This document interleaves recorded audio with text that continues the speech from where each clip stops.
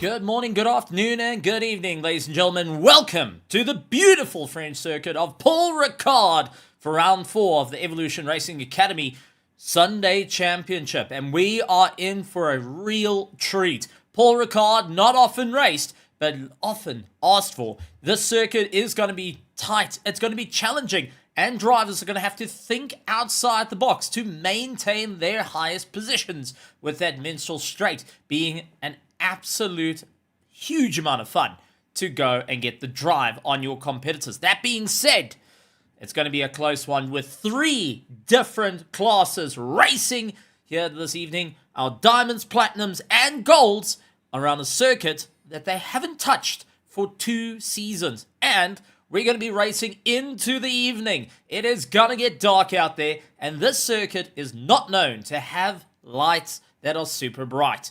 It is a parking lot of just wide open room to go and stop your car, and it's also a lot of opportunity to be at the top of the order. That being said, let's take a look at the points before we head over for qualifying. Starting off with our goals, it is Hanso Voss leading out with 30 points, tied with Federico Calgero with 30 points. Richard Oakes lies with 26, and he's tied with Jim Nielsen. Little 2 points down there. Mazel Perry, who was once leading the championship, now relegated to 5th. Mosa Saja down with 21 points, 3 points off the back of Perry, and looking to fight back. Aaron Shingle with 19 points, Patrick Biles 14, and it's going to be a chase there. Blake Moore sits with 10 points. Now, we have below 10th that are all in line to move up as well, tied in points. Now, we've also got Karl Heinz with 36 points for our platinums, and Luke lying with 34 points, so 2 points off back of him. David Broski sitting with 28, 1 point away from milestone. Skurt Reynolds on 24, Rays Williams with 23 points, Simon Kussard on 16, Martin Spritzer on 14, Lewis Knight on 14 as well, tied between those two. And Chris Wall, slowly but surely coming back into it as a late entrant, now creeped up into the top 10 and hoping to make a bit of an impact. Moving on to our diamonds. This is heating up. Ben Hicks, so far undefeated, first of all, lying with 40 points, and he's ahead of reigning champion Christoph Peterson with 32 points, and right below him is Christoph's teammate Ernest Lindbergh sitting on 30 points. Now, expect a fight between these two. They might be teammates, but it's an all-out brawl out on the circuit. Tarmo Malny goes and lies with 28 points. Ruan Heineke sits on 18. Jason Farmer on 14 points. Nicholas Cora on 12 points. David Roth on 10. James Nelson on 8. And Stephen Milano James sits on 6 points. This is going to be a wild one, and it's going to be exciting. But drivers are going to have to really think. What is the game plan here? What are they going to do? Because we're getting closer and closer to the end. This is round 4 of 7 rounds, ladies and gentlemen. It means we're in for an absolute treat and an absolute brawl till the wire. And it came down to a single point last year for our platinum and golds. That being said, let's take a look at this. As we head over to qualifying, Tom Malmy leads out the pack around the circuit, and you can see the lights are ablaze here at Paul Ricard, heading down that monstrous back straight. He's going to be trying to pick up the pace. Expect the cars to get well over 300 kilometers now before they're hard onto the brakes, swinging into the right-hander and continuing a lot of momentum through before suddenly hard on the brakes to slow the car down to about 80 kilometers an hour. Taking a look over to our virtual grandstand. We've got Tom Malmy going and lying out there, and he's out on circuit for the Cyber Racing. We got Ryan Smith, Antonio Gamble also out there going and saying how's it to Jason Farmer and Griffin Sim Racing. So we got a lot of support out there in the virtual grandstands for an absolutely awesome battle.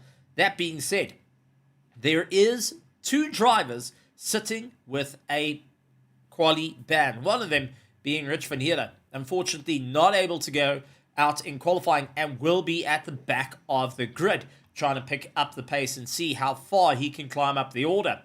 So, well, that being said, drivers getting their tires all up to temperature. It is a bit cold out there. It's 19 degrees.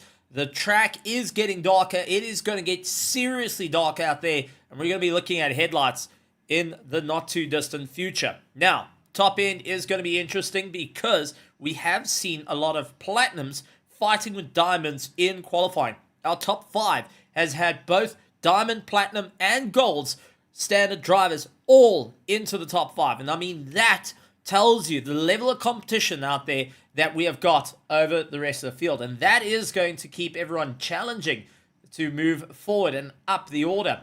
And we're going to have to see how the drivers are going to handle this incredible fight. So, with that being said, as the V8s roar, as the V10s shout, and as we get ready for more battles, we do see a couple of drivers already off the circuit. Just keeping an eye. One of the discussions down on the driver's briefing is entering and exiting pit lane safely, especially with the drivers.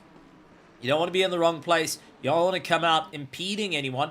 But at the same time, you don't want to be that driver that lands up getting rear-ended as you were just hastily coming onto the circuit and losing out positions. So, drivers making their way through.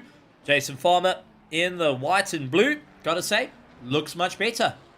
It's one of the liveries I could say looks a bit better. But is Stephen Milana James putting himself on the top of the board. 154.1 and is our first driver to put a time on the board. Ruben Heineke finished up with 154.2. Jason Farmer a 154.2 as well. Ernest Lindbergs comes across the line with a 154.1 to put himself at the top as drivers still trying to figure out what is going to be the game plan here. How can they move forward? Chris Wall jumps up the order into 5th place with David Roth in 6th.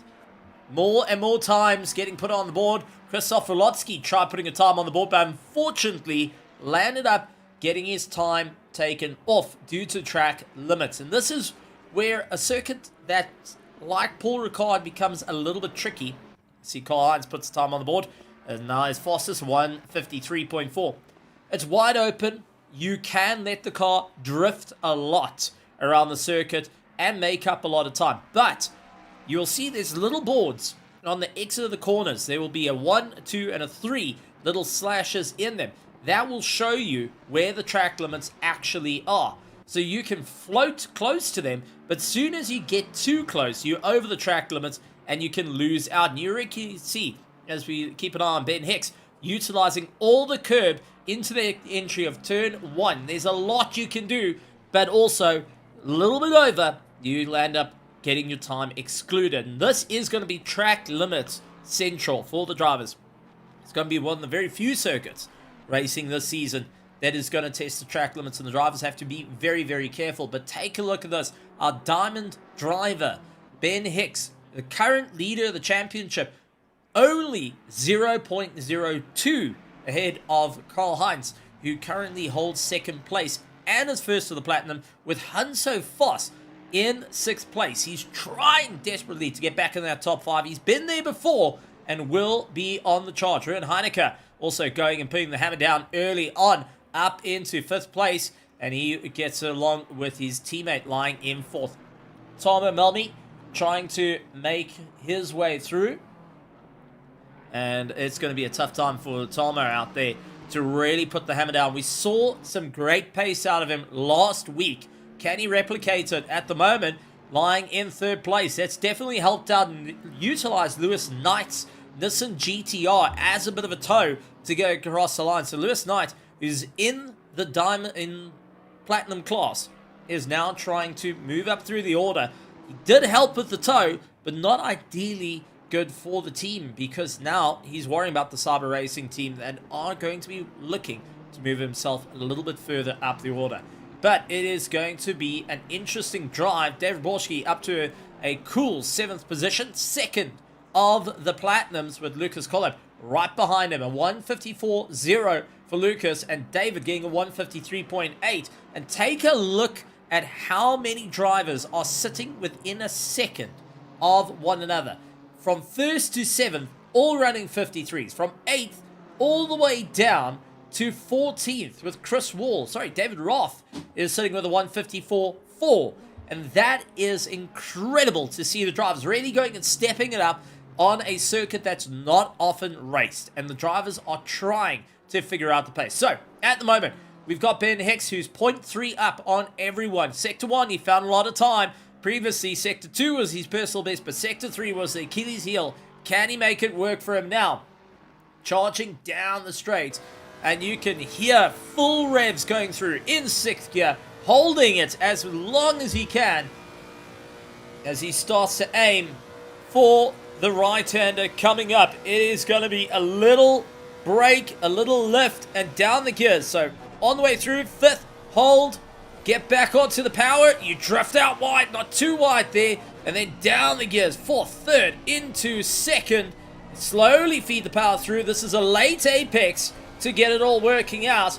Go out wide, quickly switch to the right, pull into the left. It's got to feather the throttle through in the left hand and allow the rotation of the car to come through into a long right that's flat out into 4th. You got to grab those gears as soon as it can become available. Down into 2nd, a quick left-hander into a sharp right, down into 1st, and as soon as you get the apex, you got to boot it on the way out, coming across the line. 3rd, 4th, and charging your way through. Is this enough for Ben Hicks? He's down in 4th. He gets into 2nd and just missing out on that 1st place set by Christoph Peterson, who is now going to be smiling ear to ear. Top points coming up to him. Remember, there is going to be a championship battle where Christoph Peterson only 2 points away from Ernest Lindbergh's, and Ernest is down in 11th position. Down incredibly far, but how's that going to play out in the race, and where are they going to make it work? Karl-Heinz and the likes of Hanso Voss, 0.1 up on their previous times. Hanso Voss comes across the line. Unfortunately, time wasn't validated, and he's not able to move up. David Roth out there in the Ferrari 488, one of the older cars here on the Snetterton Competizione, arguably one of the best looking of the Ferraris of modern day era. And that's, gotta say, rather interesting. It does utilize the nose of Italia, but it's phenomenal to see a lot of love coming out for those 488s. David Roth, 0.1 up on his lap time. Got to come across the line. Does this move him up the position? No, will currently sit in 16th. That's not enough to make it work. Federico Calgero currently 0.6 up on his personal time. Lewis Knight 0.3 up on his personal time. Now Lewis Knight needs to put the hammer down here. He needs to try and make it to work. Nissan GTR's got a lot of straight line. 0.4 moves himself up into 19th position. Karl-Heinz next to come across the line will come across and puts himself into 3rd place. Beautifully sorted out. As we look further down, Hanso Voss 0.2 up on his lap time. Sean Skitter 0.5 up on his personal best. Miles Stone 0.2 up. Federico Calgero is 0.5 up. So drivers still trying to put the hammer down. First will come across the line is going to be Al Perry. Unfortunately, not a good time for him. Simon Kusa, Rich Fanietta, David Young, Richard Oakes, and Bearded all haven't got a lap time on the board, with Richard Fanietta still having that unfortunate penalty of not able to put a qualifying time in. But Blake Moore putting the hammer down. He is currently a 2nd up on his time. He's following Al Perry, who has led out the championship once before. As he puts the hammer down, 1.1 seconds. Is it going to be enough to jump into the top 20? As he comes across the line, he gets into 21st position. Great drive on his part. Hanso Voss sits in 13th position. Miles Stone and Federico Calgero comes across the line. He moves up into 19th. He's got to be happy with that. Miles Stone trying to put the hammer down, really searching for any opportunity here. David Walshke, 0.3, 0.4 up. Sean Skitter with a great jump. He sits in the 2nd row for now, but take a look. He's got a platinum sitting next door to him. Karl-Heinz will be challenging into turn 1. David Walshke currently 0.4 up on his time. Comes around the right-hander, flat on the gas. Will it be enough to get him into the top 5? 0.3 up, and will come across the line. Only losing out a little bit of time, and will remain in 6th place. Next up was Lewis Knight. He managed to jump up into 19th position. Lots of the drivers still circulating out there. Federico Calgero and Sean Skitter still trying to put a time up into the perfect ones. Sean Skitter, unfortunately, not improving over his best lap time. Neither is Federico Calgero at the moment. They're trying to get that extra bit of practice in to ensure they stay out towards the top. And for Calgero, it's just to get a little bit more time to feel what the car's doing. Unfortunately, just like that, it all goes to the show. Unfortunately, you can lose a lot of time. This is a rough time for drivers to get themselves ready. A circuit that looks easy, but is one of those technical circuits that can catch you big time. And one of the main factors comes down to that incredibly long straight. If you're in first and you have got drivers within your slipstream, by the end of the straight, you will not be holding first place. You will lose out. And that is what this entire circuit is all about. Challenging the drivers to push a little bit more. This is also a circuit that a lot of the drivers will forego lots of aero downforce to try and get them around. They'll move on to more of a straight line horsepower. They want that straight line speed. They want that top end to ensure they get going. But when you get into the tight and twisties like Le Hotel or De La Veria and also Virgo de Point, Bussat or Bendor, you land up going and losing time. The rear starting to slip out underneath you, just drifting it out, and you're not able to get the power on as early as you would like. All that mechanical grip needs to stay. But that being said, your tires start to take the hammering as well. And that's where a lot of the drivers are going to be very cautious on their approach. You're not wanting to get the tires ripped apart too early in this race. Otherwise, you're going to be battling to bring it back. You're going to be battling to move forward. And it's going to be a big deciding factor on how your pit stops are going to go. Now, it's 19 degrees. We're expecting it to get a little bit cooler. It is going to be a dry race, but it is going to get dark out there. And the drivers are well aware of the problem. They know they need to put the hammer down. They need to make this work and can't lose out too much time. That's always going to be the challenge, as we'll take a look back down to the grid with Tim on our cameras. And there we go. Grid lining up and getting what many don't know, but will most certainly love, our success penalties. Now, success penalties, if you're just joining us for the very first time, where have you been? It's been an incredible season, and it continues to be an incredible run here at ERA. But a success penalty works as this.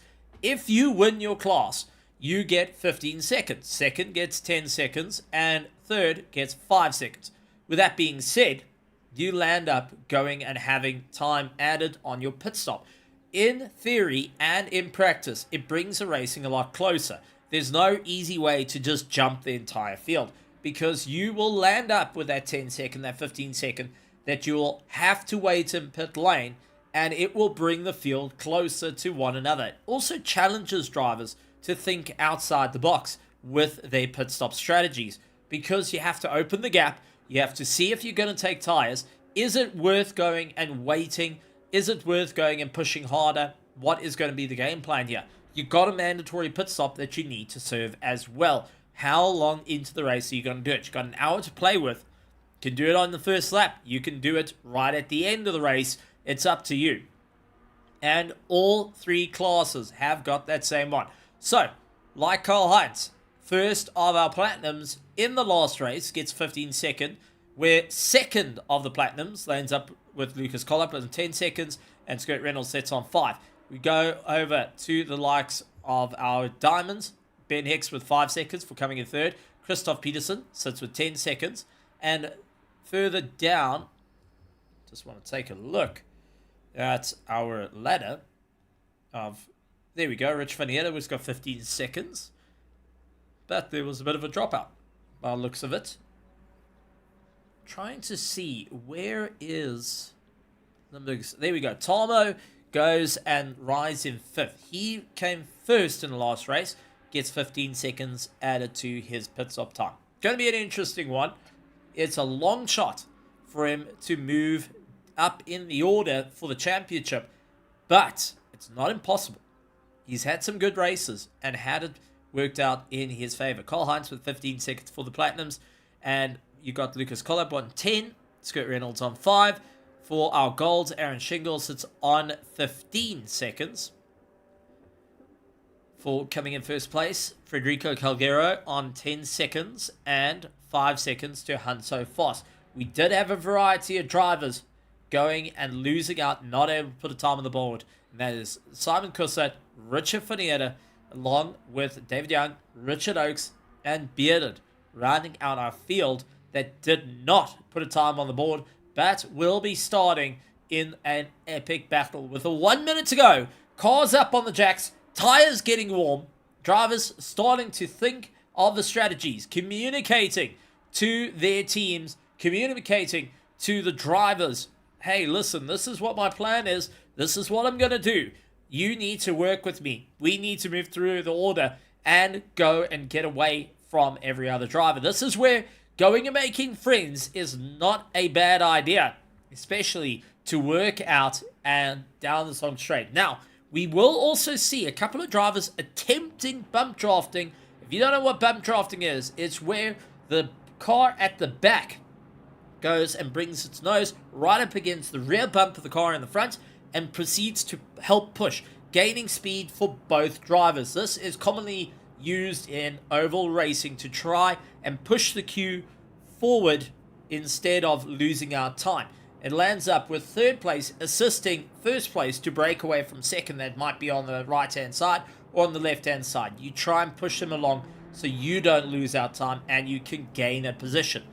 But you get it wrong, a little touch, you'll land up with these cars spinning off and becoming a spin top down the back straight for quite some time. That being said, drivers are on their way, ready for action. It is going to be a wild one. It is going to be a fun one.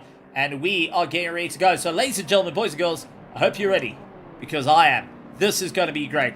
This is going to be fun. This is round 4 of the ERA Sunday Championship. And let's take a look at our grid here tonight. As it is Christoph Peterson leading out the field with Ben Hicks, who's starting from pit lane. That is an interesting call from our championship leader. Karl-Heinz will then inherit second place. He sits in third. And Sean Skitter, Tomo Malney going in fifth. David Borchke sits in sixth. Stephen Milano James, Jason Farmer in eighth. Supported by his teammate Ruben Heineke in ninth. Miles Stone sits in 10th. Aaron Shingle sits in 11th place with Lucas Collab. Curtis Limburgs with Hanso Foss lining up next to him. Scott Reynolds along with Chris Wall to battle it out. David Roth wanting to join in 17th position. Christoph Rolotsky lines up with Lewis Knight behind him. Federico Calgero in the top 20. 21st goes to Blake Moore, Jim Emilson, El Perry, Simon Kusser, Richard Fanietta, who comes off racing at Spa-Francorchamps this past weekend in an NX Legend. For anyone that doesn't know, it's like a small little, how can I say, like an old school car. It's been compacted, uses a bike motor, and it looks brilliant. You can look it up. NX Legends World. They actually race around the world, and you can race them in iRacing. It's called Legends. Absolutely phenomenal little stuff. He's lies in 25th. David Young in 26th position. Richard Oakes in 27th. And Bearded lies in 28th position. But we know Ben Hicks is going to be starting at the back of the field. A rather bold choice on his part to start that far back, which means he has to try and overtake 27 cars to get into first place. His tires are going to be ice cold on the way out, unlike the rest of his competition, who are having more than enough time to do brake drag, to start weaving, as we've seen, to build up heat into those tires and into the brakes, which means they're going to be a lot quicker through the corners and are going to be part of a absolute brawl in the first sectors. So it's going to be a tough one for Ben Hicks, but it is going to be a big sigh of relief for Christoph Peterson. He doesn't have to worry about Ben for a good long while and can think about the championship points falling in his favor and has the advantage of a 10-second instead of a 15-second, which that is also going to hamper Ben Hicks at the end of it. Into turn 1, Christoph Peterson, in theory, has no one to fight with, and his teammate not too far behind. Sean Skitter, Cole Hines, and Tarmo Malmi will look to try and fight him out, but they are going to be fighting with one another at the start. It's going to be 70 k's an hour. The drivers are going to follow double file formation onto the main straight. When the lights go green from Jim, our flag marshal, our head marshal, will then go and signal the race to go on, as we'll complete an hour worth of racing around Paul Ricard. Amazing circuit, a difficult circuit, a circuit that is requested and hardly raced. It's going to be a wild one. It is going to be a challenge. Christoph Peterson looking to lead it out as they get ready to rock and roll and rumble. Tarmo Malmi runs a little bit further down as they blast off. Down the straight they go. And it is going to be Christoph clean to the outside. We'll have the sweep. Sean Skitter trying to close off with Carl Heinz looking up on the inside. The Mustang trying to get an early jump. Tarmo falls in behind, watching the two brawl as it is clean running. Oh, that is not what we want to see for Carl Heinz. Goes off very, very wide over the curbs, trying to rejoin. Not having an easy time out there. And now losing out a little bit of time as Tarmo, his own teammate, comes back to fight him. David Borski getting the climb. He's got Stephen Milano James crawling all over the back of him. Jason Farmer getting sandwiched in between by his own teammate, the likes of Ruben Heineke. But it is going to be a huge run for all our drivers to move forward. Ernest Limburgs, who is down in 11th, trying to go around the outside of Aaron Shingle and really getting the drive. Down the main straight they go, and it's all into single file to get as much momentum. And this is where it's going to work out, as we do see Aaron losing out to Hanso Foss and Chris Wall. They're going to line up side by side, and it's a brawl between them. There is no room for error. 3 wide, look to be at the end of the straight, late on the brakes, and it is Hanso Foss who backed out. Chris Wall, however, gets the overtake done. He's run out a little bit wide. Aaron trying to hold that inside line. Unfortunately, this Aston Martin sweeps underneath, gets a pass done. Chris Wall losing out a little bit of time as they continue on the charge. Tarbo all over his teammate Cole as they fight it out. David Boschke and Jason Farmer in tow as they pull themselves through. Stephen Milano James dealing with Ruben Heineke, and right behind him is Lucas Collop, Miles Stone, and Ernest Limburgs. Goes up on the inside, big look, gets the pass done. A little bit of a touch there from the Aston Martin, but what a send from Ernest to get it done. Goes over the curb, gets unsettled. He tried to pass the likes of Lucas Collop, who gave him no room and said, not a chance, buddy, not going to happen. That slowed down Ernest. Miles Stone now going to have a look. Chris Wall into the toe, heading into turn 1. It's going to be going too wide. Going to be close as Chris Wall backs out of trying to pass the likes of Ernest. Gets into the fight with Miles Stone, and what a pass coming in. Miles Stone loses out the momentum. Here comes Aaron Shingle looking around the inside. Going to try and put the hammer down early. Late on the brakes for the Ferrari 296 driver. He gets it done, and Miles Stone is relegated to 13th position with Hanso Foss right on his tail. Kurt Reynolds and David Roth now trying to play catch-up. Christoph Rolotsky on the back of them, and we do see Simon Kussard in that big Bentley putting the hammer down, doing everything he can to try and close up to Rolotsky. Lewis Knight, keep an eye on the battle and will be focusing on the charge. Ben Hicks, who's all the way down in 25th position, trying to cycle his way through. He's got Richard Oakes next to him, and now it is going to be a drag race. Lexus just having a little bit more top end than the Porsche, but only just, as we see Rich Vernier going and making some moves. He's trying to get past El Perry as they look to battle it out. El Perry straight to the middle of the circuit, going to force like to Richard straight to the outside. Richard's more than comfortable there and manages to just back off ever so slightly, but Ben Hicks goes for the search. He looked for the inside and couldn't get the pass done. Richard Oakes stuck to the outside. He's trying to get back at Ben Hicks. Chris Wall and Aaron Shingle keeping it together. Hanso Foss with a great overtake on Miles Stone. Looked on the inside, made it stick. Kurt Reynolds will have to just try and think out what he needs to do to make this work.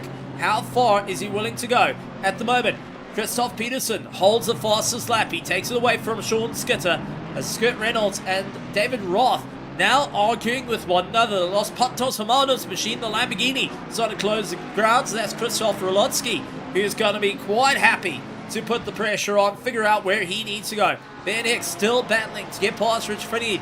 This is costing him time drastically, and considering he needs to climb up the ranks as fast as possible, he is up against a wall to try and figure out how to get the pass done. Ron Heineke keeping the fight on David Broschke at the moment as they try and cycle their way through the first sector. It is clean going between them. It is an outright charge between them as they put the hammer down.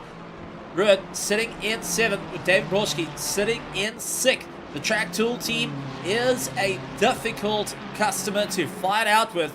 They know how to fight it out in the top of the team championships, and running the long game here, they will battle out. Ron Heineke does switch itself out, utilizing the toe, gets ahead of the BMW, but now can he just curve right back in? He does, but David Broschke right on his rear bumper, might look for the inside, didn't have enough legs, however. The BMW with that straight 6 turbocharge was just not able to get the run on the V6 turbocharged Ferrari. A little bit further back, David Roth losing out of position to Skirt Reynolds. Tries to look once again back on the inside. Gets it done. David Roth gets the overtake sorted. Skirt Reynolds tries for the undercut. Christoph Rolotsky hanging in there with Simon Kusat, keeping a huge amount of pressure on the back of him. Lewis Knight, Federico Calgero, Blake Moore, Ben Hicks now up on the inside of Al Perry. Gets the pass done. He's cleared Richard. He's cleared Al Perry. Now next up is Blake Moore, a little bit further up the road. He's up to 22nd position, but it is a long drive ahead as drivers trying to figure out what can they do. Simon Kusat going again the run up on the inside of Christoph Rolotsky out of the final corner, and now the big Bentley trying to open up the gap between himself and the V10 from the Lamborghini Huracan Evo 2 of Christoph Rolotsky. Try to look for the inside line, couldn't make it work, has to wait it out a little bit more as drivers are thinking the big game. What's going to be the odds here? How far are we willing to push these cars up the road? How far are we willing to go? And also start considering what your tires and fuel is going to look like. Ernest up into 9th position, keeping the pressure on Stephen Milano James as he tries to get it to run. Stephen holding his line here, does not want to lose out the drive. He is in the top 10 of the championship. He wants to make this work as he does get a quick flash of light from Ernest Lindbergh. He's saying, listen, I need to get round you, buddy. Let's try and make this happen. Looks to the inside, a bit of a look. Diving down the 488, hasn't got the legs. Ernest Lindbergh's going to try going for the dive. Up on the inside. Loses out, however. Beautiful hold from Stephen Milano James. He is not deterred to hold that 8th place despite everything going on. He will not go and hold off. He will keep the pressure on to David Broschke ahead. Carl Heitz leads out the Platinum with David Broschke currently running in 2nd place of the Platinum. Lucas Collin holds 3rd. For our Diamonds, Christoph Peterson, Sean Skitter and Tarmo Melmi continue on the drive. For our Golds, Aaron Shingo along with Hudso Voss and Christoph Rolotsky rounding out 3rd place. Still a lot of time being crept in. Stephen Milano James, very tight line now in the final corner. He's got to lose out a little bit of drive here. Ernest Lindbergh's trying everything he can. Will also try and keep pressure. And we do have an accident. It is Lucas Collab turned around and not a good run for the 47 car. Let's quickly take a look at what happened there. Off to a replay. He's got Chris Wall on the back of him. And the rear just kicks out underneath him. Does go a little bit wide, late on the brakes, try and get the momentum through over the curb. Oh, and just gets tagged by Chris Wall, trying to rejoin the circuit. That's taken him down the order to 21st position and out of the top 3 for now. So not an ideal run, but that does mean that Chris Wall does sport a little bit of front end aero damage to his car, which will create drag. That doesn't mean much when you've got high aero, but it does mean a lot on a circuit like this where you try to make things as flat as possible to get the top end. That little bit of drag is going to take out 1 or 2 kilometers, plus it also changes how much fuel you're using per lap. It's that 0.1 that you don't think about until you get into the box and it gets added on to your pit stop time. Ben Hicks getting past Lewis Knight, he's up into 18th position. Still a lot of work to go up through the order. Richard Ian up into 22nd. Oh, big turnaround for Alperi. Richard Oakes getting in the mix there. A bit of contact between Alperi and Richard Oakes. That is not how they wanted it to work out for the 988 driver.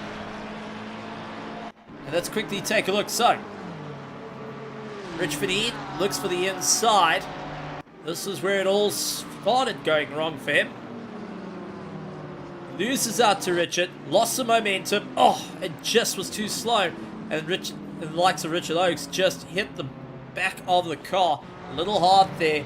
Unfortunately, Alperi getting twisted round. He's still up and going, but a little bit further down the order. Chris Wall looks on the inside of Milestone to try and boot the drive. Try and do everything he can.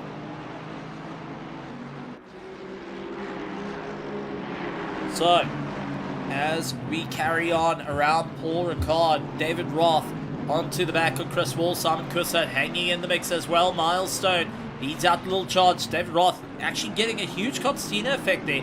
Lost out time to Chris Wall with a little bit of contact between the two, and that has just pushed Chris Wall further, but also brought Simon closer to him. So David Roth now has to concentrate and think, what is going to be the game plan here? How is he going to escape? Because Simon Kussert has got the straight line. He's got the slipstream. He is hanging in there until the very last. The Bentley's got a lot of top end. You can see slowly drifting to the left-hand side. It's got to be a big move to make it work.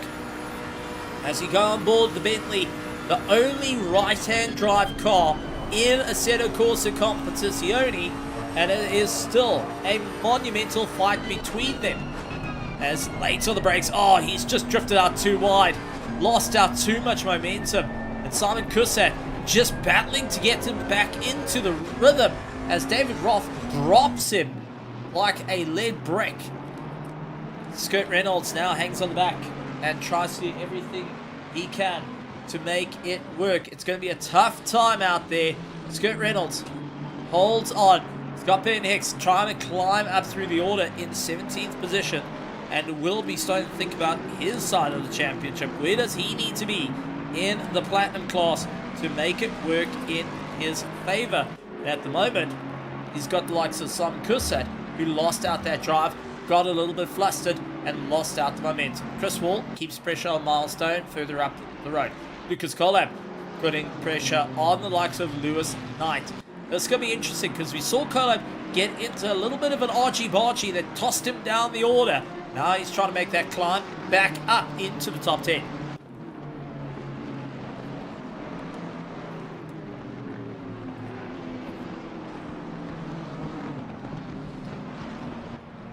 A little bit further up in the order, Ernest Lundbergs tries to catch up and make a bit of time. And Lundbergs getting side by side with David Broschke. Oh, both of them are fender to fender with one another, keeping it going. And it is going to be the 488 with a bit more top end, getting ahead of the BMW. The BM is rather stable, but just not having the legs to compete. And Ernest is going to be quite happy about this one, because he's now able to get a little bit closer. Remember, in the championship, he is 2 points off fellow teammate Christoph Peterson, who currently leads out the field. And Lundbergs needs to close that point gap. He needs to try and get a little bit closer. Where David Broschke is second on the Platinums, Karl Heinz is going to be the target here, and he's going to allow Lundbergs to try and pull him along if he doesn't lose out too much momentum. Milestone still dealing with Chris Wall, looking up on the inside, not able to get the drive. And it is going to get darker and darker here at Paul Ricard. It is turning into quite a race for these drivers. Let's take a look at the helmet cam, and that is going to tell you everything you need to know about these drivers and what they actually see. Brake markers fading into darkness as we're on board with Chris Wall, heading out in the Aston Martin, trying to boot his way through, doing everything possible to just try get some momentum in this race. Into turn one, goes for the send. You can see how he's just trying to memorize where corners are and try and figure out what is going to be the game plan here to close up the gap. All that you're looking at is the reflection off the rear bumper of Milestone, and just waiting for the brake lights to come on as you guess where you need to go. David Roth all over the back of him. This is also going to be an interesting part because now the bright lights start affecting you in your rearview mirror and you start to try and look around, but you can't quite see where the driver is. This is one of the things that's quite interesting in the FIA handbook for GT3 and prototype racing. Well, just racing in general. Fun little fact. This got brought in after the late 90s. A rule got brought in about a certain amount of light, a certain amount of lumens that your headlights are allowed to have. You can't just stick the brightest of lights out there. You can't put those fantastic ones that will turn day into night, as we do see El Perry minding out of the way of these two battling out, Tomo and Hines. But there is a rule on how much lumen output a car is allowed. If you go over that percentage of lumens, you will be fined and your car is not allowed to race because technically it is unsafe. So fun fact there, bright lights don't work so well in racing because it irritated people and caused accidents because the reflection of the lights in the mirrors blinded people to the point that there was injury in racing. I mean, useless fun fact, it's there. And honestly, makes a lot of sense. Something you don't think about until you think about it. But thank you very much to the FIA on that one. And going and putting a sporting regulation. I would love to be the person trying to measure the lumens on a car at that point. Because, well, we've got regulations on height. We got regulations on sound. We got regulation on light.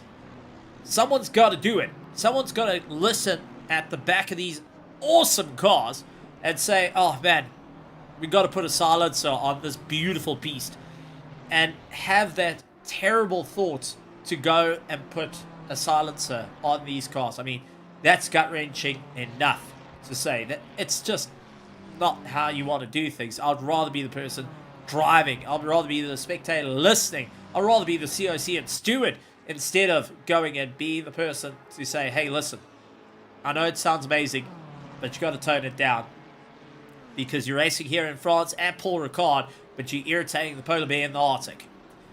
Well, that being said, we got a bit of an interesting drive. El Perry goes and completes his first pit stop and continues on the drive. He's going to be going till the very end, so an early stop for him here. But also, Blake Moore getting a drive-through penalty for track limits exceeded.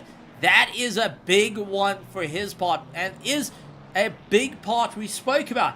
Track limits around this circuit, so easy to go over, especially coming off that back straight. That long right-hander as your car understeers out goes and loses time. A little bit too far, but that's a track cut. Do it 3 times, you get hammered with a drive-through penalty. Lucas Collett dives into the pits. He leaves Rich Fanietta out. And we do have a problem. Chris Wall and David Roth, who are now trying to get themselves sorted. What on earth happened to the number 4 and the 488 driver? That is a bit of a shocking one. So Chris Wall in the Aston Martin, trying to keep it all together. David Roth behind him gets a huge drive into turn 1. Looks up on the inside. Oh, and Chris comes across the nose of David Roth. Ben Hicks narrowly misses the two of them. Holy moly, was that close for Ben Hicks. I mean, man alive. That is frightening for Ben Hicks. I mean, let's take a look at this. Let's go to a helmet cap. He sees the battle ahead of him. He sees that David Roth goes for the inside and watches the two collide, and at a moment of near fate, going past both of them, but only just. And well done to Chris Wall for staying on the brakes, because that would have ended terribly for Ben Hicks, who is still trying to climb up the order. He's up to 13th position and still has 5 seconds plus a stop, and I think he's trying to pick himself off the floor there. mistakes coming in. Lucas Collab exiting pit lane as he is further down in 27th position. All 28 cars still going around the circuit, which is always great to see as drivers are aiming for the championship. There is a drop round that can be utilized, but you don't want to sit with a 0. You want to get the lowest amount of points, be it a 1, be it a 5, be it a 6, be it a 3. Anything like that will be advantageous to you. You don't want to sit with a DNF and use it as a drop route, because then it adds the pressure going into the race as well. You got to think about into the championship, how many points are you carrying?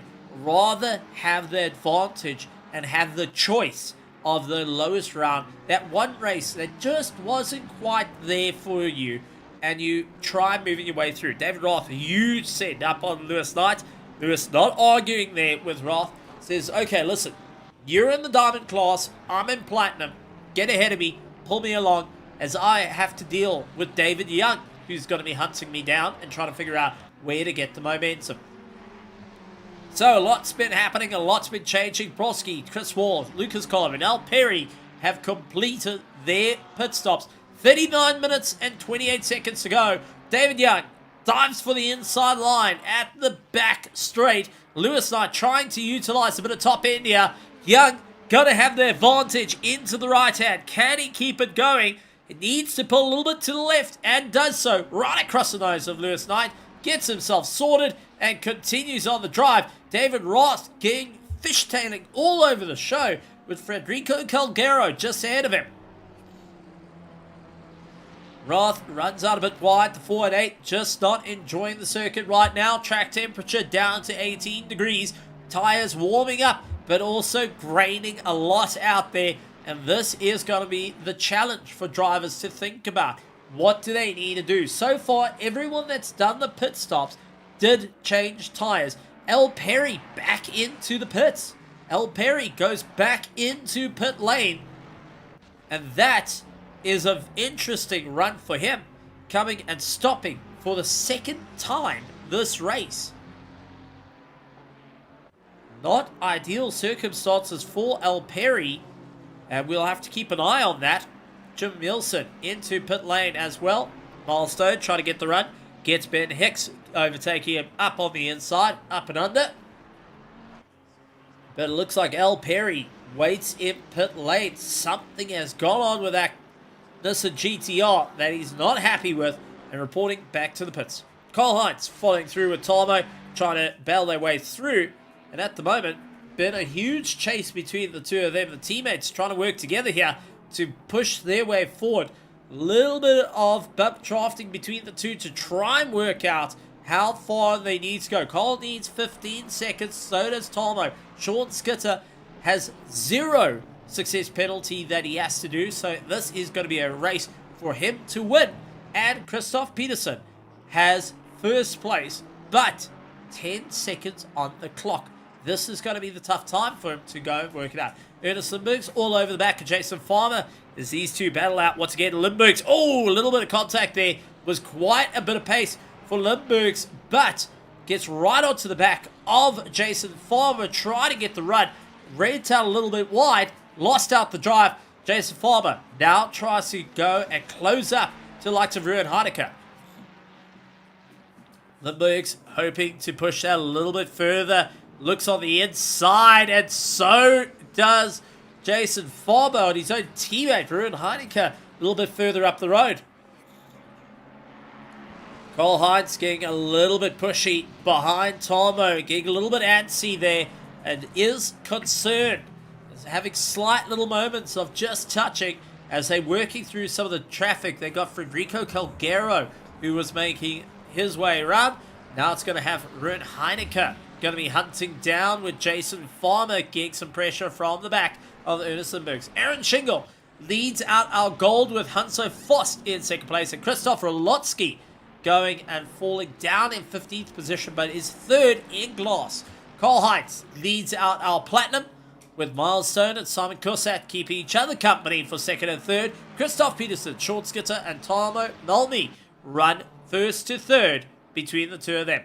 Ricard snaps out of the toe, brings himself back in, and now continues on. But Jason Farmer not going to have that working out in his favor, as he will try for the inside line. He's got Ernest Lindbergs looking around him as well. It's going to come down to passing a back marker. Is this going to work out in his favor? Oh, Jason Farmer runs out a little bit wide, loses momentum, tries to bring it back. Lindbergs also gets right into the rear bumper of him, trying to figure out what is going to be the advantage here. How far are they willing to go? Lindbergs looks to the inside yet again over the curbs. Not an easy time as he tries to get past Jason Farmer, who's becoming a brick wall. The Griffin Sim Racing team going and reporting in his ear. Listen, keep going, keep pushing, keep figuring out. Christoph Peterson, first of our top 10, dives into the pits, and his gig is pit stop done and dusted. Ernest Lindbergs retaliates, gets into the pit lane as well.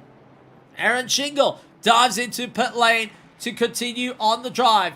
It is all and out there as Sean Skitter takes the lead of the race. Tomo Melmi goes and runs in second place as he will fight it out with Cole Hines, his teammate, right behind him, holding third as it stands. A little bit further back, that is Blake Moore, who's had a problem. Blake Moore has landed up with a big impact, and that does look like he's had a contact with the 701 driver of David Roschke. So something has happened between the two of them. So Blake Moore stuck on the left-hand side, down the straight. This is David Roschke trying to get the pass. The Mustang has a huge amount of run, switches around, and dives into the final corner, well, off the back straight, and there was contact between the two of them. We're going to try get that contact in shot. So, we did see the swap round. It was quite a move. Hooks it to the left. Ooh, a little bit of contact there. Blake Moore does climb on the anchors a little bit. Late on the brakes. Oh, just couldn't slow the Mustang down enough. Had the contact. And that was pretty much that. Blake Moore did have further damage to his car that had him a little bit further down. We have got one retirement out of the race, unfortunately. That was Al Perry is out. And Blake Moore into pit lane with a substantial amount of damage to his car. We'll be trying to figure out what is the game plan here. So, Christoph Peterson, Ernest Lindbergs, Aaron Shingle, David Walshke, all completed their pit stops as we keep an eye on Hudson Foss fighting out with Stephen Milano James. Stephen, oh, big impact, was slow out of the corner. Hudson Foss rear checked him, and that is a prostate check coming in from Hudson Foss. Unfortunately, not ideal circumstances. Ben Hicks, who was right on the back, is going to definitely sign that fine and send it Hunso's way for just, well, that was assault of bodily force and bodily harm done to Stephen Milano James that tossed him, and now he's dived into pit lane. I mean, that was brutal. That was absolutely brutal. I think Stephen Milano James was trying to slow down to get into pit lane and didn't realize how close Hunso was to him when that rear end just got checked all the way to the front. That Ferrari became a front engine car in 3 seconds flat, thanks to, well, the likes of Hunso Foss. And really, Aaron Shingo going and getting a bit of support out there by Castmaster. Good to see some support coming in from the virtual grandstand. Hunso Foss losing out a little bit of time here as Ben Hicks up on the inside. Hunso going to be very cautious. The SBS Automotive Performance loses out to the RA Highway Patrol. There's the fine, there's the speeding ticket, and off to the traps you go. That is done and dusted for going and assaulting another vehicle. So, Milestone trying to keep ahead of Stephen Milano James, who had a traumatic moment out on the circuit, is now trying to make his way through. Christoph Peterson leads out everyone that has completed their pit stops. He's in 18th position and will be the eye for all the drivers see. Tomo Melmi in 5th place will now try and figure out, has he got enough? David Boschke sitting with a drive-through penalty for track limits exceeded. That's going to drop him down the order. Not the type of race he wants to have at the moment. Between a little bit of a touch, getting thrown down the order, And now, sitting with that drive-through penalty, going to be his second time going through pit lane. And his entire crew going to be looking on and saying, what on earth? Why are you back here? What happened? Well, it is going to be an interesting. As we hit the 30-minute mark, we see the pit stops happening. Tomo, Skurt Reynolds, David Roth, all dive into the pits, trying to get their final pit stop out of the way. Concerns coming in for Ben Hicks, however, as he's in 5th and still needs to try and get his pit stop done.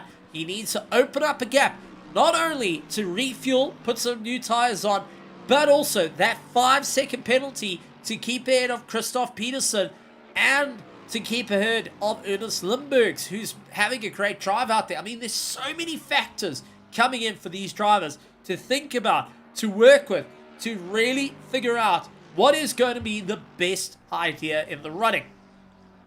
So, let's recap of who's where and what's happening.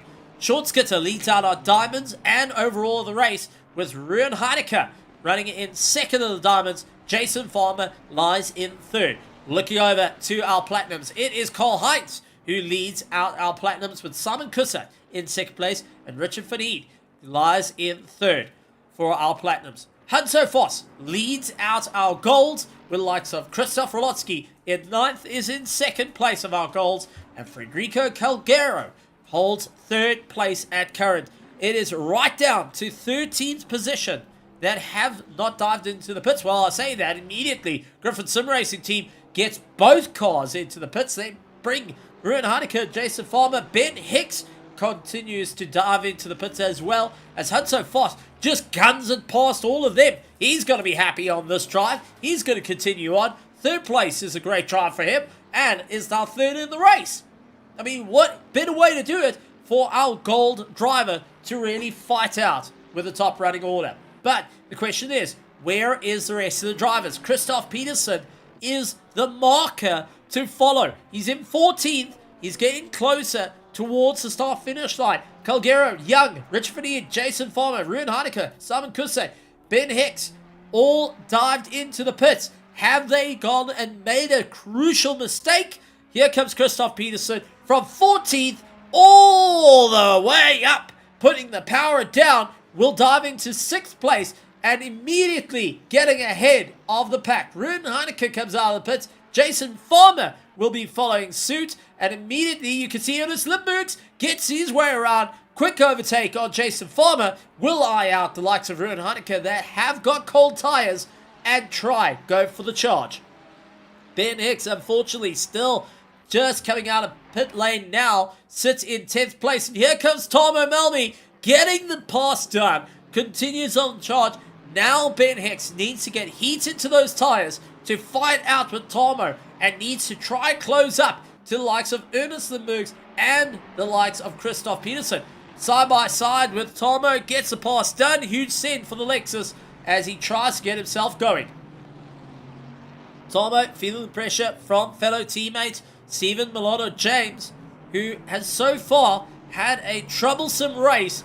Wants to try and make it work in his favour. Short Skitter dives into the pits, which means new leader of the race goes to Cole Heinz, who has Richard Oakes go and undercut him, and he is a lap down. So Richard Oakes just said, listen buddy, I'm going, forget it, I'm getting past you, I need to check out of this and move forward as quick as I can, because Federico Calgero is behind me and I am so close to Lucas Collin. Hanso Voss sits in 2nd place. Christoph Rolotsky will be taking over 3rd place from the likes of Sean Skitter, who sits in pit lane. And it is going to be an interesting time as 4 more cars need to get into the pits. Karl Heinz, Hanso Voss, Christoph Rolotsky, and Lewis Knight, who's just dived into the pits, making 3 that need to get that final stop done and dusted. Blake Moore has stopped in the pits, and it looks like too much damage to the car to go out. I certainly hope they can get that car sorted and get it back on track to continue the racing. I mean, that's the one thing that we always talk about here in ERA, is the never give up attitude. You gotta try it, even with those worst races ever, the ones that have just beaten you down into the ground. You gotta dust yourself off, you gotta get back up, you gotta grit your teeth and roll with the punches. In a big thing of the anime world, Let's talk about it. They go and say, for anyone that knows the reference, two characters having an argument, immediately one replies, grit that teeth, goes for the punch to go and get people sorted. If you don't believe in yourself, believe in me who believes in you to aim for the sky and get that top position. That is what I shout out to all the drivers out there. So Blakemore, if you tuned in, or any that are in Blakemore's pits, get that car back on the circuit. Get him racing. Come on. It is time to have some fun out here. You've waited an entire week to be here, and we want to see all those cars that have been there, that Al Perry, get back into the servo and race. And take a look at this. Oh, two former teammates coming into one another. Sean Skitter and Christoph Peterson are brawling it out. Now they're fighting for overall position, but this is brilliant. From two teammates switched out to rivals, former teammates brawling it out. Christoph Peterson knows Sean Skitter and has worked with Sean Skitter in endurance racing. He's loved it. He's had fun with it. They both have had moments with it. And now Sean Skitter returning the favor of I will not move for no car that is not in L&R colors. You will have to earn it. Hudson Foss, Rolotsky, they are sitting in the pits getting themselves sorted. Carl Heinz is the only car who has not done their pit stop. Richard Oakes keeps the pressure on Dave Roski and is doing everything he can to keep the momentum up. So once again, Al Perry, Blakemore, get your cars going. Get back out there. Finish the race. If you've seen the green, you gotta see the checkered all the way through. This is all about learning. Even when stuff is not going right, then never give up. You always lift yourself up. You always push to see the end. You have no idea how the race is going to go, how it can turn in your favor, unless you get yourself back out there. And this is a fundamental teaching here at Evolution Racing Academy that we go and strive for every single one of our drivers. Christoph Peterson with the top end gets past the Honda NSX GT3. That 488 got the run on Sean Skitter, and Peterson back up into second place. Carl Heinz into the pits, serving his pit stop, will have 15 seconds and lose out the position. Now this is going to be interesting. Peterson, Skitter, Heineke, Limburgs, Jason Farmer, Ben Hicks lies in 7th, 13 seconds behind Jason Farmer with 23 minutes to go. That is going to be a tall order to get into the top 5. Is going to be a tough time for Ben Hicks, and this is crucial points that have been lost. And what he did was not get ready in time for the grid. I mean, that is it. You weren't at your car when we got told to go. Starting in pit lane, instantly handcuffed him to the gate, took away the chances, and had the rest of the field pass him by. He had to warm up the tires, had to fight his way through the field, where drivers that are fighting for position, they have no reason to let you on by. They have every reason to fight you for overall position. Tomo trying to get the pass done on Ben Hicks, wasn't able to do it. You can see Carl Heinz comes out of pit lane, as in many of the cars trying to dart around him as he comes out on the racing line. That is the pit lane. And what a run for Simon Kusat onto Miles Stone. Wow! Where did the Bentley get that pace? Lines up side by side. Miles trying to figure out where can he go. And beautiful between the two of them. Not much room. Cole now trying to figure out where he can go. Trying to go for the inside of Miles Stone as Simon opens up the door. Miles loses out a little bit of drive. Cole trying to look up on the inside. Not able to get it work. These three are fighting for first, second, and third of Platinum. This is a fight for Platinum. Simon Kusat, Miles Stone, and Cole Heinz currently fight out for that. Christoph Peterson, Sean Skitter, and Ruben Heineke like first, second, and third of Diamond. And Hanso Foss, Aaron Schengel, along with Christoph Rolotsky, lies third of our golds. So a tough race indeed. Milestone not getting the drive he wants immediately. Loses out to Cole Heights up on the inside. That Mustang has got incredible drive. And now Hudson Foss trying to get into the back of them as well. Leading out the golds and will be on the search. Aaron Shingle trying to get the drive to close up the gap. He's 8 seconds behind first place of the gold division. A little bit further back. Scott Reynolds loses out to Chris Wall. Chris Wall runs out a little bit wide. Reynolds going to try and go around the outside. Going to be a difficult one. The Fear the Bones driver trying everything he can up against a logistical nightmare racing Aston Martin. Lucas Collab going off, venturing into the wine yards of the French. And that is not quite where you want to be. Track somewhere there, buddy. And good to see you returning. But man, oh man, where were you going at the end of this? That was a tough one. Lucas Collab just absolutely was sent to oblivion. This is off the back straight. What on earth happened to the driver? Coming off the back straight. Late on the brakes. Oh, just a snap oversteer. Round and round and round and round and round. Whew. Thank heavens for lots of room. Was able to save it. But man, oh man. Ventured out far. He went from Paul Ricard to Lamar and back. During the course of that whole debacle. Well, Sean Skitter keeps pressure on former teammate Christoph Peterson. Jason Farmer keeps the pressure on Ernest Biggs, who gets really out of shape. 2 generations of Ferraris out here. Jason Farmer in the V6 turbocharged.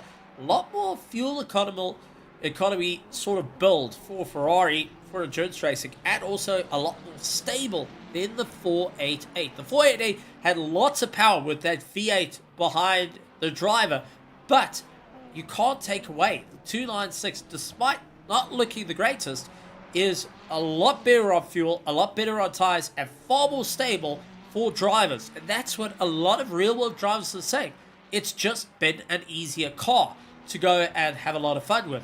Where the 488 was a lot more of a driver's car. You had to really wring its neck to get that pace out, to really figure out what you can do. It did take multiple championships in many different parts of the world, in many different categories, in many different racing series, but it was a lot harder to drive. And a lot of drivers, instead of going with a Ferrari, decided to move more to Lamborghini in the course of it. One GT3, well, 2 GT3s I think are really, really missing, and it's sad to see.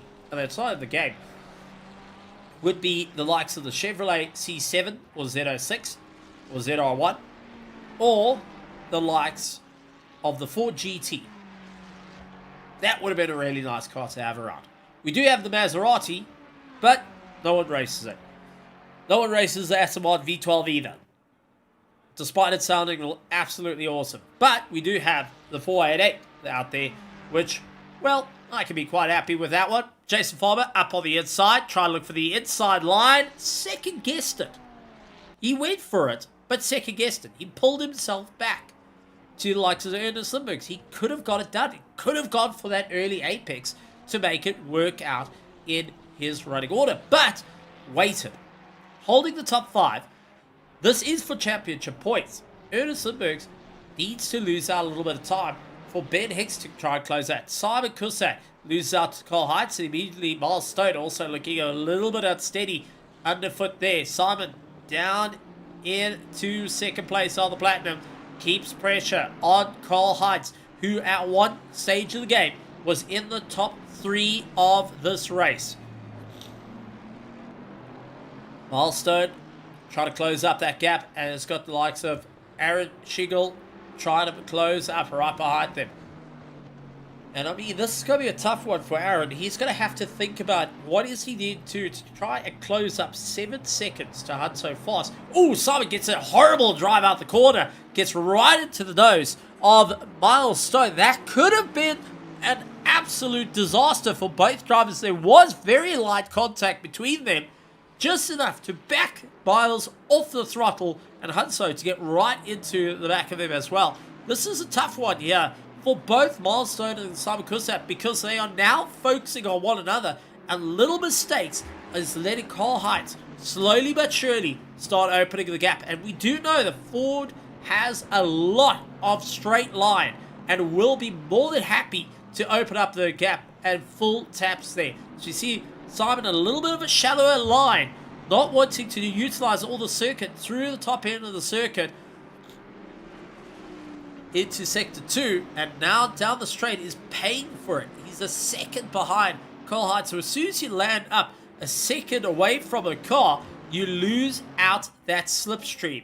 You have to be within 0.5 for it to really work. And you're going to have to think about what is the big plan here. What is the game plan for the race? Jason Farmer keeps the pressure on Ernest Lindbergh's, trying to figure out what can be done. The South African battling up against Ernest Lindbergh's in the Rusty's colours. Now this is interesting. Last race, he was in the Fear the Bones colours. This time round, jumps back into the trusty Rusty's colours. And like Lightning McQueen, tried to ka-chow his way out of it.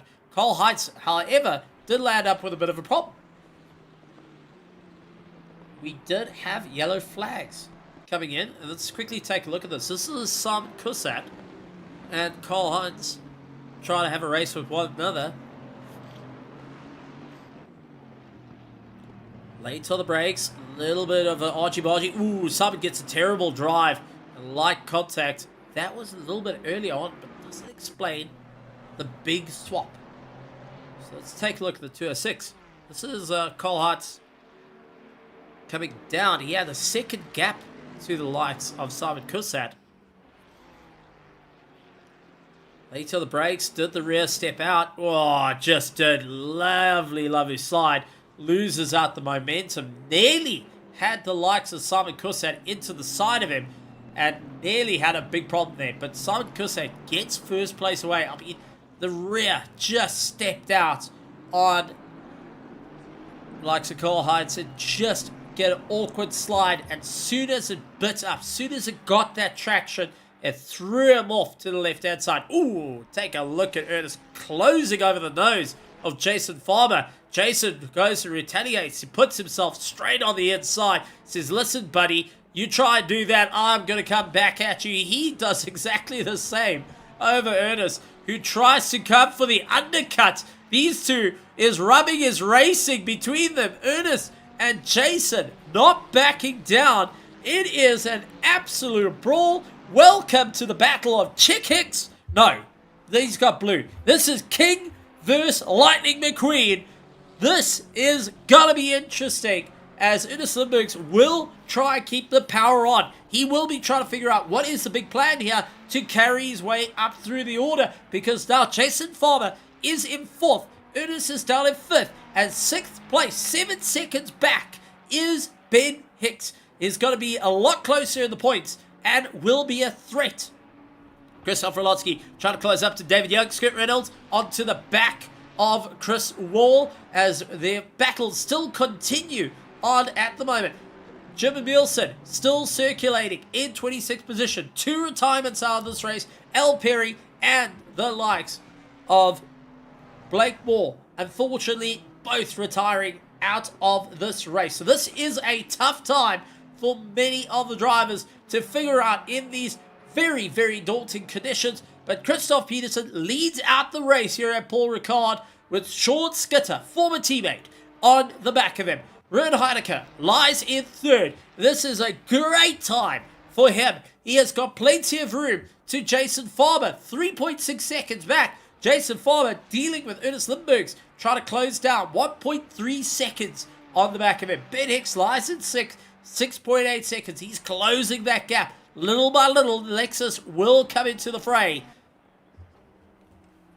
Leading out our Platinums, it's Simon Kusat, along with Miles Stone in 2nd place. Cole Heights, who after that very, very laxy-daisy slide that spat him off into the distance, holds 3rd place. Hunso Foss leads out our gold. He's got the likes of Aaron Shergill trying to make out a little bit more time, trying to really close taps on it. He's 7 seconds back, but has been slowly but surely chipping away to try and get a little bit quicker. Last lap, he was actually quicker than Hunso Foss.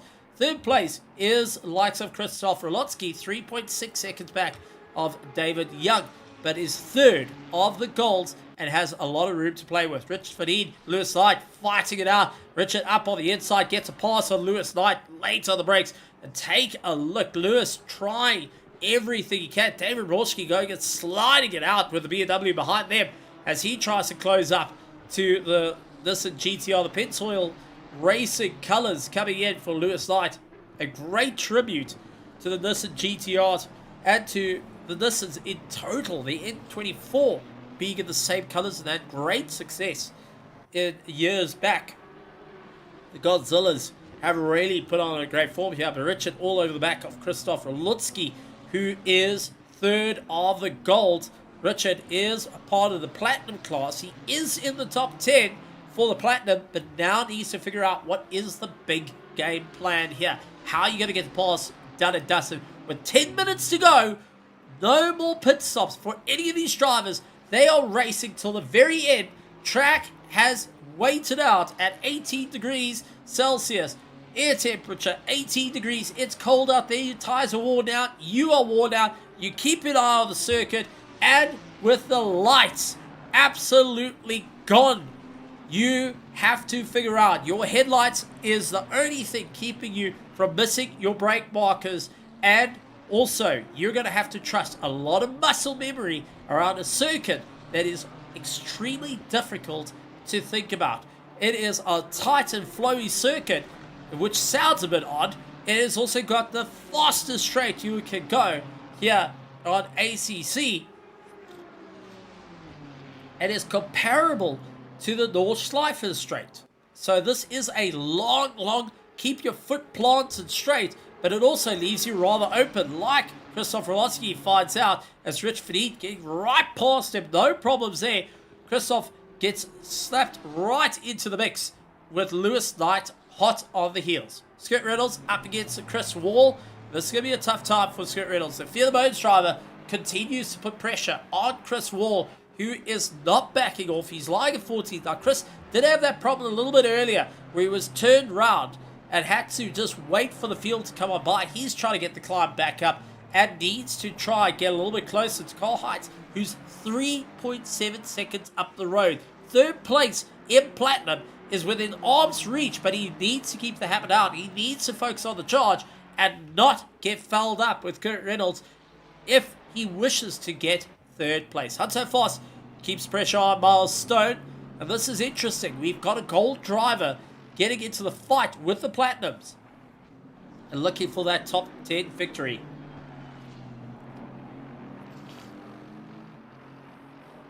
As they make their way through, Miles Stone getting a little bit more momentum over Hunter Foss, but it is going to be the straight line that's going to tell.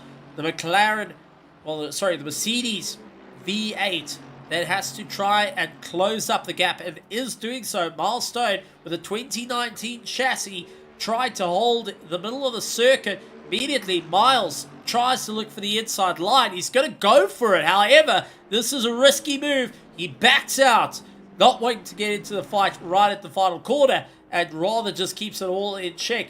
He knows one mistake can throw away first place in the gold division. Scott Reynolds, once again, onto the back of Chris Wall. Can't quite get the pass done and dusted. Fourth place right there for the two of them. Runs out a bit wide, brings it back. Not to get caught out with those track limits. Lewis Knight on the back of Rolutsky. Gets pass done. Up on the inside. Rolutsky had to think about getting into that right-hander. That cost him a lot of time. And here comes Dave Rochke with the Track Tool team. Immediately trying to get the jump on them. The 701 driver sees Krzysztof Rolutsky with a little bit of hesitation coming into the fray there, as he doesn't want to lose out. Third place in the gold. Doesn't want to make unnecessary moves, but also not really wanting to commit to the corners when there's cars around him. Not able to see them, most probably in the mirrors. So this is going to be an interesting tell. And I think Krzysztof Rolutsky is on a single screen monitor. Means when someone's next to him, he's having to listen for the driver. He's got a radar to show how close they are, but that is only just looking at it. And you got to think about it. Instead of just out of the corner of your eye, seeing where the cars are, you trying to listen where exactly the competition is. that radar is great and all, but when you are fighting out in the darkest of night, you don't want to go and have your focus shifted from the horizon and looking at something that is just there to tell you, hey, look, there's a car next to you. You want to keep an eye on the apexes, but out of the corner of your eye, if you can see a little bit of light, you will know there is someone there that they're trying to get the pass done, and also how much space you have to play with. How much can you actually turn in is the tough factor. And this is one thing that many of the sim racers go and try and get sorted. We utilize much of triple screens, having 3 screens around you that you're able to look around in your sim rig to replicate the interior of the car and also see outside the windows as well, and also to the wing mirrors. David Rolotsky looking to try and get the pass done on Rolotsky, but look how much space is being left between the two of them. Rolotsky just trying to keep the momentum, as you do see likes of Christoph trying to run a little bit further. David right on the back of him. But we run triple monitors around us. Some run singles that they only can see literally the dashboard and outside the windscreen. Soon as they disappear to the next of you, you're guessing where the cars are. Or you're utilizing VR, where you can physically turn your head and see where things are going. We do have a couple of drivers utilizing that. Oh man, that was a big one for David Rolotsky, as a huge bump to the Los Pontos Hermanos Lamborghini. Man alive, what on earth happened there?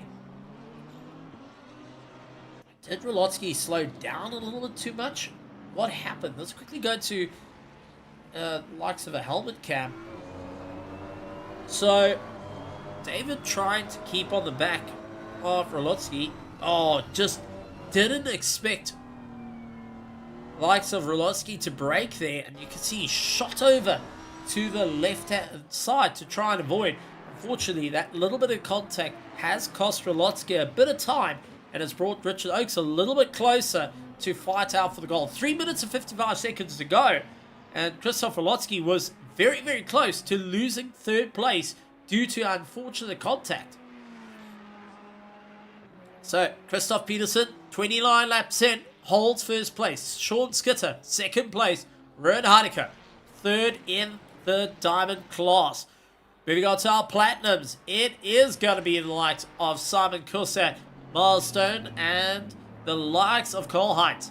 For our Golds, it is Hanso Foss, Aaron Schugel, and the likes of Christoph Rolotsky. But take a look at this, Ben Hicks and Ernest Limburgs catching up to one another. Now, this is a big point for the championship. Remember that Ernest Limburgs currently leads the championship, but has got 40 points. Ernest Limburgs sits with 30. 32 points is Christoph Peterson, who holds first place. Ernest Limburgs cannot afford to lose out this position to Ben Hicks. If he can hold him back, this works out in both his championship points and Christoph Peterson going and getting a little bit more into possibly capturing first place in the championship, and getting a little bit further into the championship might have that extra point to play with. Remember, there is a drop round for the drivers to utilize. As much as you don't want to, it's always handy to have a few points in the bag that you can pull out to walk away with the trophy. Ernest trying yet again to hold it and take a look. Ben Hicks getting a little bit of air wash there. The rear stepping out on the Lexus. The ERA Highway Patrol not having an easy time to try and catch up to the Rusty's colors of Ernest Limburgs, who just continues on the drive. Looks on the outside, couldn't get it to work. Looks on the inside, not working out in his favor. Ben trying to figure out what is going to be advantageous for him at the moment. Where is he going to figure out the great drive? Hanso Foss and Miles Stone are fighting out for the last of the top 10. Hanso Foss leading out the gold, but regardless of that, he wants to be in the top 10. He wants to say, I got top 10 at Paul Ricard after waiting 2 seasons to return to the circuit. Late on the brakes, both V8s are brawling it out. Now let's take a look at this as we heading into a tough time. Stephen Milano, James getting the run up in 8th position. Simon Kusat down in 9th. Miles Stone still keeps ahead of Hunt so fast, but Ben Hicks has a go at Ernest Lindbergh's. It didn't back out of the running. Both these drivers brawling at the moment. It is an outright fight, and it is going to be an absolute fantastic time for everyone out in the virtual grandstands, as it is going to be an interesting time for Ernest, who now will give the slipstream to Ben Hicks. The Lexus is mighty down the straight and now has the advantage to utilize the slipstream. Closing. Sweeps out to the outside. Ernest tries to go to the center circuit. Puts the pressure on. Ben's battling it out. These two are literally elbow to elbow, knees and toes into the final off the corner. And Ben just sweeps across the nose. Ernest Lindbergh's tries to get it all in check. Now Ernest has the advantage to fight it out. 14 seconds left as Christoph Peterson will be smiling ear to ear, but now knows that unfortunately his teammate has lost out to Ben Hicks. He will give them yet another lap to keep the push as Christoph Peterson does come across the line. He's just beaten the clock. Peterson will take first. Sean Skitter will take second. Ruud Heinecker will take third for the Griffin Sim Racing and Team Sarko. What a run! And Jason Farmer holds fourth, but Ben Hicks will take fifth. He will get ahead of Ernest Lindbergh's. Tamo Malmi will come across the line in 7th position. Stephen Malolo James will, after everything that's gone wrong, will take 8th place and smile for that. Simon Kusat will take first of the Platinums, along with Miles Stone on the back of him. Hanso Foss will take first to the gold, with Aaron Schugel taking 2nd place of gold division. 3rd of our Platinums goes to Cole Hines. Unfortunately lost out the momentum at the second half of the race. Chris Wall will finish up in 14th. Scott Reynolds will finish in 15th position. David Roth will finish out in 16th. David Young follows suit. Richmond Head, along with Lewis Knight and David Borski, will take 20th position. 3rd of our golds goes to Christoph Rolotsky, who holds out against the likes of Richard Oakes, Federico Calgero, Lucas Collab, Bearded Badass, Jim Emilson, and the likes of Blake Moore coming across at the end. So what a race from the drivers. What a time. What an excitement. And what an incredible Paul Ricard did we have right until the line. What a send for a lot of these drivers to make it work here on a difficult circuit. What a drive. What a huge amount of fun. And honestly, an incredible event. And honestly has been something rather interesting for the drivers. So, with that being said, it's been incredible. It's been wow. Paul Ricard giving us an absolute showdown of note. An interesting twist to the championship, and drivers will be just thinking what needs to be done to move forward. We got the twist in the championship. We got a bit of movement in the championship where ties have been broken, but it does go and pose the question, who has got the advantage heading towards the end of the championship? Who's going to be the closest to one another, and who has got that drop round in the bag to make it work in their favor? This is a tough call for many of the drivers, as we will be pulling them in to come have a chat. So quick look at our highlights. Christoph Peterson did take the win, but you can see off the top of the line, he got the run. Unfortunately, Ben Hicks, who was meant to start in second, didn't have a favorable time as he started from pit lane, which took him out of the running for the start of the race and had to claw his way back into the top 10. A great run for likes of Ruud Heinecker, scoring 3rd place, but it was early goings for the drivers to try and settle themselves in and really figure out what is going to be the best move forward. Tough times out there for many of the drivers. to try and figure out the plan. That being said, we do have the likes of, I think this is Aaron Shergill who is joining us, which to confirm. So we do have out on the stage. We did get a bit of a note from likes of Al Perry. Unfortunately, wasn't able to finish the race due to pain. So that didn't work out. And unfortunately had to retire the car due to a bit of pain kicking in. That's a bit unfortunate for Mr. Perry. And we do wish him well and a speedy recovery there. So just want to make sure is get these drivers all in to have a chat with us. So first up, I think this is Aaron Shergill. Let's see if Aaron comes up to the stage.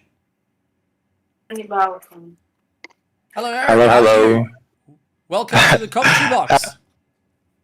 Yeah, hey, it's not the guy who you think it is. Oh. It's Simon Oh, yes. from Car 440. Fantastic. Okay, so how was the race out for you? It was amazing. I mean, I went from last to P1. Great racing from everyone. It was clean. I enjoyed it as much as I could. Absolutely wonderful stuff. Is there anyone that you want to say thank you to after an incredible race here at Paul Ricard in difficult conditions?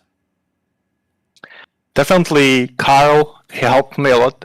There was some little shenanigans with pit exit, and that slowed miles ahead of me, helped me to get in front of him. And then he lost it after Mistral, which basically gave me the P1, and from that point I was just trying to run away from Miles and keep it in P1. So thank you, Carl. This one was for you. Well, it was absolutely great and a difficult run, finishing out in the top 10 overall, but also just giving the extra push. For Paul Ricard, is there anything that you're going to be looking forward to and taking away from this race for the rest of the championship? Yes, I'll try to keep my strategy. Apparently it works. So no quali starting from back. And I'm kind of skeptical against Mount Panorama. The overtaking is going to be much more difficult there because of the second sector. But yeah, that's what I'm here for fun, for good racing, which was during Paul Ricard as well. So yeah, I'm really looking forward to Mount Panorama and also Nürburgring. Well, looking forward to some great pace. Congratulations once again on bagging a huge amount of points for the championship and also getting ready for the rest of the fight. There is only just a couple of more rounds, and honestly, you put on an absolute show tonight. Well done. Thank you. Goodbye. Well, great stuff coming in. We're getting to hear from all the drivers, but we've also got the winner of overall race and also one of the main big fighters in the championship. We've got Christoph Peterson to come and have a chat to us. Christoph, welcome to the commentary box. Felt like forever and finally got a first place in the season. This has been definitely a hard race for you. Yeah, I needed luck, that's for sure, because the whole week I put in so much work for this race. But I had many doubts because Ben is so quick in this car, and with him starting on the front row at first, I definitely thought, okay, I'm gonna try to get P2 and fastest lap in Poland, so to at least not lose points against him again. But then he had like some bug or whatever, let's call it mechanical failure, I guess, that put him into the pit lane. So I gained a little bit back. The gap is still pretty big. So I'm definitely the underdog in the next 3 races, but maybe we can make it a little bit more exciting now. It was absolutely quite a thing. When you saw that Ben Hicks did not get on the line, what was running through your head at that moment, knowing that he has to fight 27 cars to just get a little bit closer to that first place? I knew I had to get that win. That simple as that. Like I knew I had to make a gap to everyone, and if it's not sufficient, fight my way to the top. It was good that I started on quite low fuel anyway, because I wanted like I desperately wanted that fastest lap because that point is really, really important. So I could actually like pull that gap and only race Skitty for a while.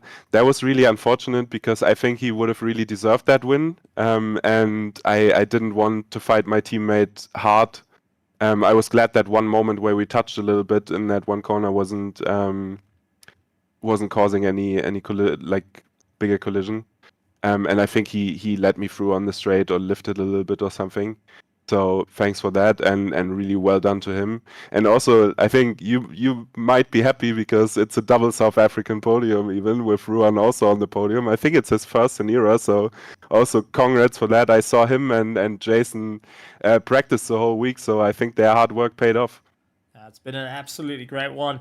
Well, before I let you go and enjoy the celebrations, walking home with full points in the Diamond Division, anything you want to say to all our partners here at ERA, to all the admins, the stewards, to the drivers and teams, and most importantly, to all the fans tuning in and watching from the virtual grandstand? Yeah, thanks to everyone for racing here, for watching, for keeping this community alive. I think it's one of the best communities for sim racing at the moment because we're all very like this community feeling of everyone being close to each other, even if we have arguments from time to time, is really, really great. So I'm still enjoying my time a lot here, and I hope I can carry on giving everyone a great watch in the stream. Absolutely great stuff. Chris, go and enjoy the celebrations. You and buddy Fear the Bones gets the first place, but now has it put the fear enough into the ERA Highway Patrol Pen X? We'll find out heading in towards next week. Great stuff to hear from Christoph Peterson. That being said, third place and first time on the podium here in ERA and fought it out in the Diamond class goes to Team Sarko Griffin Sim Racing driver Run Heineke. Run, welcome to the commentary box. Finally, it's worked out in your favor. Finally, you got ahead of Jason Farmer. And finally, we got to see the talent rising to the surface here at Paul Ricard. How are you feeling? Hi, Stephen. Oh, I'm very stoked. Could hope for a better result, to be honest. With two South Africans on the podium, Farmer P4, so it went our way tonight. It was a tough fight out there for you, including having a fight with your own teammate. What was the start of the race? It looked quite frantic there for you to try and push your way up through the order. And suddenly, even your own teammate was putting pressure on you throughout the race. Yeah, it was hectic. Went for a high risk, high reward setup, very low wing. So we know we had to pace down the straight, but we sacrificed a little bit in the corners. Unfortunately for me, Farmer made a little mistake, and I got past him. And then he got chased down by Limburgs, which just gave me enough gap so he doesn't catch up again. Well, it was a hard race. It was definitely great to see you out there. I mean, this has been a moment you've been waiting for quite some time. You know, finally standing on the podium here at ERA. Do you feel that all the hardships that you've experienced in previous seasons, I mean, we talk about you having contact and sent into the wall, getting chucked down through the order, just getting caught in mobs and losing out time. You feel that finally you've got that right foot forward, that movement up through the order, and now having the bite of the cherry, the best of the best, and now clawed your way to the top of the order. Do you feel that the rest of the season is going to play in your favor? I really hope so. Me and Jason, we put in a lot of hours on this track to try and do well, experimenting with different setups, which could be the quickest for the race. We put in really a lot of effort, and it paid off in the end. Almost certainly so, and conditions worked out in your favor. Cold night, difficult circuit. You managed to hang on to third place and got a stunning drive. That being said, is there anything you want to say to all the partners out here in ERA, the teams, the drivers, the stewards, everyone in the background, and most importantly, and I think you can agree with me, is the virtual grandstand that cheer on like Antonio Gamble every single time you guys are racing, going and saying, "Go, go, Griffin boys." Is there anything you want to say to everyone out there? Yes, especially thanks to Antonia. She never misses a race, no matter where we race. She's definitely our biggest supporter, and thank you for that. Then as well, all the supporters, all the sponsors, everybody who makes this league possible. A big thanks goes to them, and of course to you as well, for always giving us an awesome stream to watch afterwards. Well, I think you're going to see a lot of headlights in this one because the circuit was interesting, that's for certain. Well, Rut, congratulations once again. I can't stress that enough after such a performance out there. And well done of getting the foot forward ahead of your own teammate, Jason Farmer. We're looking forward to seeing how it all turns out towards the end of the season. See if you can keep that momentum moving forward. Thank you, Stephen. Thank you, everybody. Absolutely incredible stuff. Just echoing there from Chris Wall saying he's absolutely sweaty after the race. And it was brutal out there. Well done, Chris Wall. Also, a super climb on his part. Did have a few contacts, but finished up in 14th position overall. But that Aston Martin just kept working, kept trucking, and kept moving forward. But ladies and gentlemen, boys and girls, that unfortunately has brought us to the end of tonight for Server 1. We do have Server 2's broadcast live on the channel. Do take a look at it. There's been some incredible racing in Server 2. And continues to be a very tight championship in both Server 1 and Server 2. If you are interested in joining the championship, it's still open. It still welcomes. And we have some phenomenal out of championship races as well. We do have some fun races here at ERA. And most importantly, we have teaching sessions. So whether you're pro, whether you're new, there's always something to learn or share towards all the other drivers. We welcome you to our Discords. Just head down to the description. Everything's there from the website to our sim grid. And we do have the endurance that's going to be coming up later this month as well. Do you want to be part of that? It's going to be rather exciting. Many of the drivers are going to be itching to get that top end running. So get your friends involved, get your family involved, and come and have some fun here at ERA. But a massive thank you to all our stewards, our marshals, all our race admin behind the scenes working frantically. Big shout out to my fellow commentator down in Server 2, going in, bringing in all the amazing action from his side. And I gotta say, huge thank you to all the drivers, teams that faced it all through the night here at Paul Ricard. And most importantly, a special thanks goes to you, all the fans, all the petrol heads out in the virtual grandstands cheering on, night after night, coming in and battling out, coming to a Sunday to cheer on and hearing the cheers from around the world, all shouting out ERA, and that is not in the game. I just had to do it. Sorry, I'm going to get definitely a phone call for that one. But with that being said, ladies and gentlemen, we will see you next Sunday as we're going to be moving on to round 5. It's going to be a tough one out there. It's going to be a difficult race, but we do have some fun in between. On August 14th, we have a sprint race for some fun. It's the same track, but it is just for fun racing and a bit of practice. So do head over to the Discord here at ERA and join our Thursday fun. It's always welcome to everyone to come and enjoy. Friday, the 15th of August, we do have a late race, which is all just in pure fun. Weird selection of cars, weird selection of track. You've just got to figure it out. It is incredible and does make drivers really think outside the box. But on Sunday, 17th of August, round 5, we head to Watkins Glen, and the weather forecast is going to be chilly. So get those jackets on, get the jerseys, put the gloves on. And for those that are sitting in no mix, you're going to be happy about it. And Chris Wall, it's going to be cold out there, so you won't be sweating at the end of the race. That's for certain.